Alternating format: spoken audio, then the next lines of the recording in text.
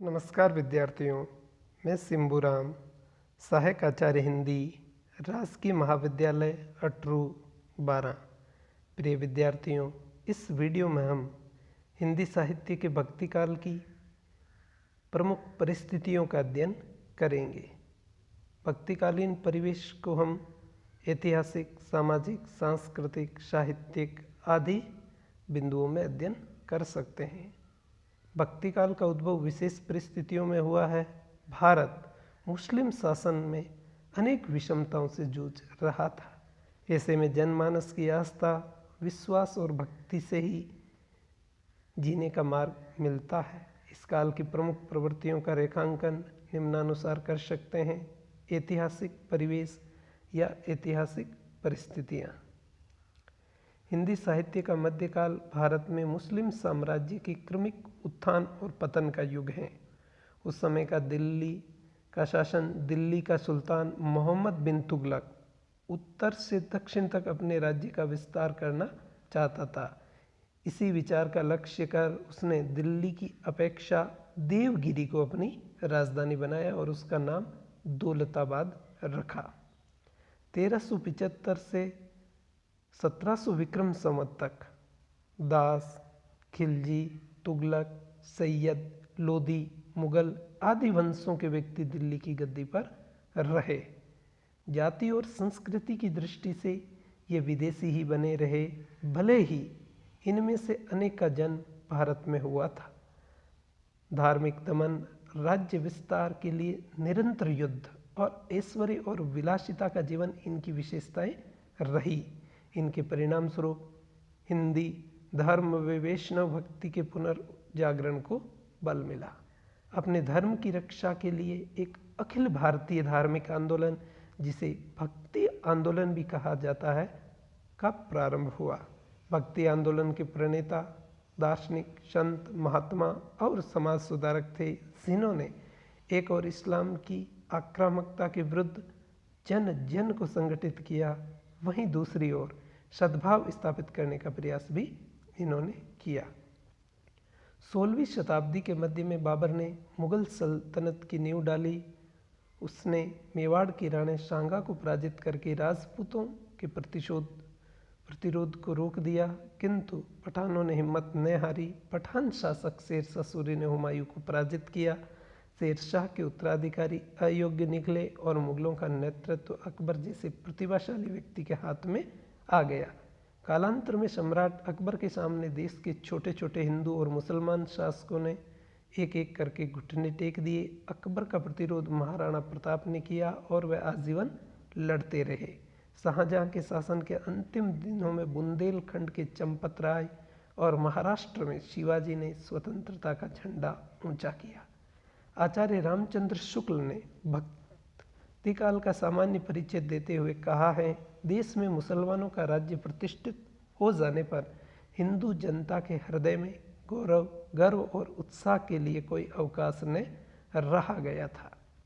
कोई भी साहित्य युग परिस्थितियों से प्रभावित हुए बिना नहीं रह सकता, किंतु भक्तिकालीन साहित्य परिस्थितियों से बहुत कम प्रभावित हुआ। एक भक्तिकालीन कवि ने लिखा है, संतन को का सिकरी शो काम। दूसरा, सामाजिक परिवेश। इस युग में सामाजिक परिस्थितियों में क्रांतिकारी परिवर्तन हुआ। बहुत बदलाव इस युग में देखने को मिलता है। हिंदू मुस्लिम संस्कृति में आदान प्रदान हुआ। उस समय तक हिंदू और मुसलमानों में परस्पर विवाह हो जाते थे, किंतु इसका यह तात्पर्य नहीं है कि हिंदुओं और मुसलमानों में पूर्ण समन्वय स्थापित हो गया था। कुछ मुसलमान शासक हिंदुओं के साथ अत्यंत ही कठोर व्यवहार करते थे। अलाउद्दीन खिलजी ने दोआब के हिंदुओं से उपज का 50% कर के रूप में बड़ी कठोरता से वसूल किया था।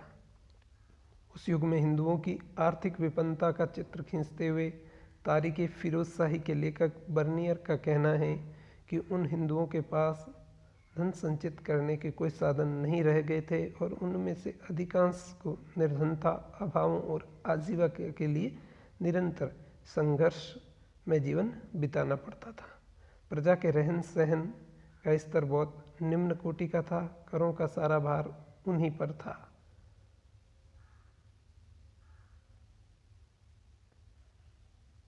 परशुराम चतुर्वेदी ने तत्कालीन सामाजिक परिस्थितियों का विवेचन करते हुए लिखा है कि दैनिक जीवन, रीति रस्म, रहन सहन, पर्व त्योहार आदि की दृष्टि से तत्कालीन भारतीय समाज सुविधा संपन्न और असुविधाग्रस्त इन दो वर्गों में विभक्त हो गया था। एक तो सुविधा संपन्न था और एक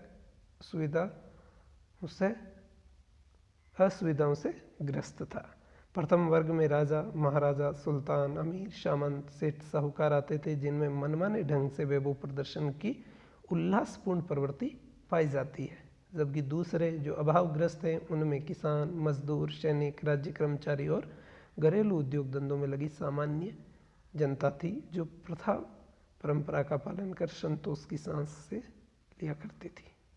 हिंदुओं में जाति पाति के बंधन दिन प्रतिदिन कठोर होते जा रहे थे, किंतु इनके प्रति आवाज़ भी उठ रही थी।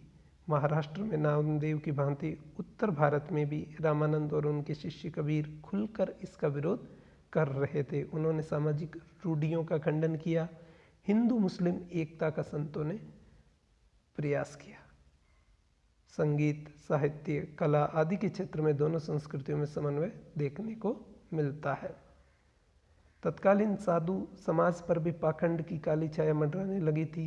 भारतीय मुस्लिम समाज की अवस्था हिंदुओं से अधिक भिन्न न थी। वर्ण व्यवस्था में आस्था न रखने वालों में भी किसी न किसी प्रकार का भेदभाव बना ही हुआ था। इस प्रकार हिंदुओं में भी और मुसलमानों में भी भेदभाव था। इन दिनों दास प्रथा भी प्रचलित थी।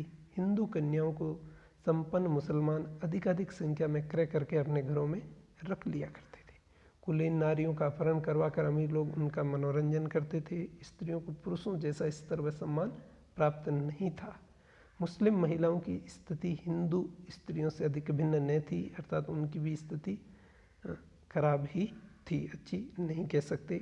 बहुविवाह प्रथा के कारण हरमों में इनकी दुर्गति हुआ करती थी। मुस्लिम समाज अपने मूल रूप को खोकर एक प्रकार से भारतीकरण में प्रचलित हो गया था।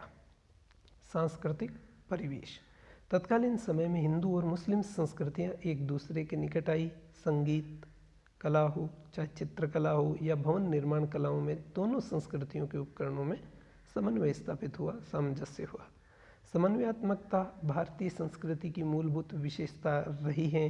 पुराणों में समन्वयात्मकता को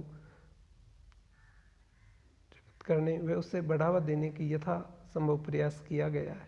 मूर्ति पूजा, तीर्थ यात्रा, धर्मशास्त्रों का सम्मान, कर्मफल में विश्वास, अवतारवाद और सगुण भक्ति का सर्वत्र आधिपत्य दिखाई देता है।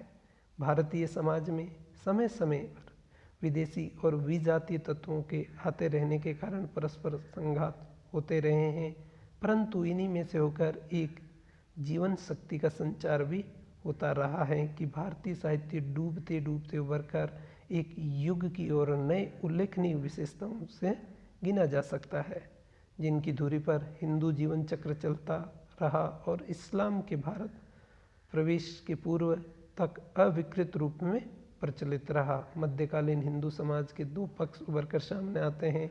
एक वह जो शास्त्रों का समर्थक है और दूसरा वह जो परंपरागत विश्वासों और मान्यताओं अथवा स्वानुभूति का पक्षधर है। ईश्वर और मनुष्य के बीच संबंध स्थापित करने का माध्यम धर्म है। जाति, कुल, देश, काल और परिस्थितियों से निरपेक्ष होकर नैतिक दायित्वों का निर्वाह करना धर्म है।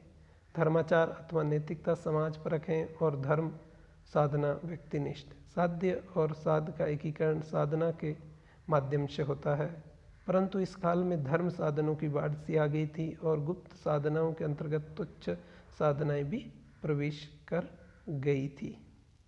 अगला, साहित्यिक परिवेश। भक्ति काल में जिस साहित्य की रचना हुई वह अधिकांश पद्य में अर्थात छंदोबद्ध काव्य के रूप में है, अर्थात गद्य के रूप में न होकर पद्य के रूप में है। उस समय संस्कृत की जो उच्च हिंदू वर्ग के लोगों की काव्य भाषा थी, शाही दरबारों में अरबी फारसी का प्रयोग होता था, परंतु हिंदी की लोक भाषाओं का विशेष रूप से अवधी और ब्रज भाषा का काव्य में प्रयोग होता था। कबीर ने तो ऐसी मिली जुली लोक भाषा का प्रयोग किया है जिसे सदुकड़ी, खिचड़ी या संध्या भाषा कहा गया है। भक्ति काल में प्रबंध काव्य, मुक्तक काव्य, गीति काव्य की रचना हुई। संस्कृत भाषा के कुछ ग्रंथों की टीकाएं भी हुई। हिंदी भाषा और साहित्य ने भक्तिकालीन परिवेश में उच्च कोटि का साहित्य रचने की पृष्ठभूमि नहीं बल्कि चरम विकास प्राप्त किया। कबीर, शूर और तुलसी की रचनाएं साहित्यिक परिवेश की अनुपम देन है। इस प्रकार भक्तिकालीन साहित्य चरम उत्कर्ष का साहित्य था। इस प्रकार हमने इस वीडियो में भक्तिकाल की परिस्थितियों का विस्तार से अध्ययन किया। धन्यवाद।